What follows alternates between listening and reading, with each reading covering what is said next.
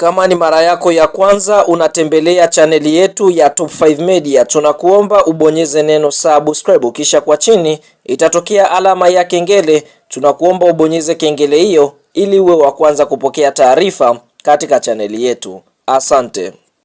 Bwana, moja kati ya ahadi ambazo mkurugenzi wa makampuni ya Jairut Bwana Joel Wegasila aliweza kuitoa wakati anaingia mkataba na timu ya Wekundu wa Msimbazi Simba ni kuweza kuwakabidhi basi jipya la timu aina ya Ilizla. Sasa kuna hii taarifa ambayo imeweza kunifikia mezani kwangu hapa na nikaona ni vyema niweze kukujuza ewe mwanamchezo wangu uweze kufahamu kuhusiana na issue ambayo inaendelea huko kwenye mitandao mbalimbali ya kijamii.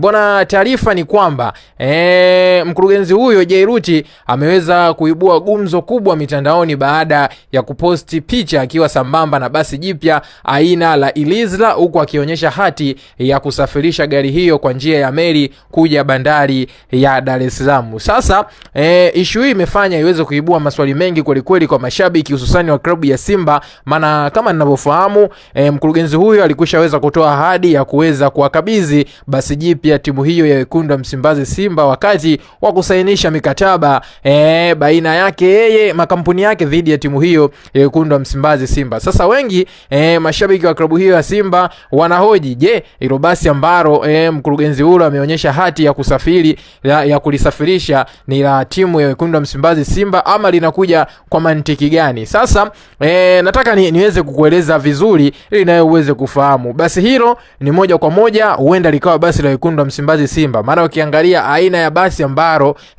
bwana huyo Jairut ameweza kushare ni kampuni ile ambayo aliahidi kuweza kutoa wakati anasainishiana mikataba na timu ya Wekundu wa Msimbazi Simba. Maana aliweza kutoa ahadi ataweza kuwaletea klabu ya Simba basi jipya la kusafirisha wachezaji aina ya Ilizla, lakini ndo hilo basi ambalo ndio hati yake hapa inaonekana ya kwamba ni basi ya kampuni aina ya Ilizla. Huenda ili likawa ni basi sasa maalumu kwa ajili ya timu ya Wekundu wa Msimbazi Simba, na hii ni miongoni ya ahadi ambazo aliweza kuzitoa wakati anasainishana mikataba na timu ya Wekundu wa Msimbazi Simba. Na maoni gani kuhusiana hiki mwanamchezo wangu? Njoo tuandikie kupitia sehemu ya comment hapo, bila kusahau kulike, kushare, na jambo la muhimu kuliko yote hakikisha unakwenda kusubscribe channel yetu kwa kubonyeza maneno mekundu yaliyo chini ya video hii yaliyoandikwa subscribe.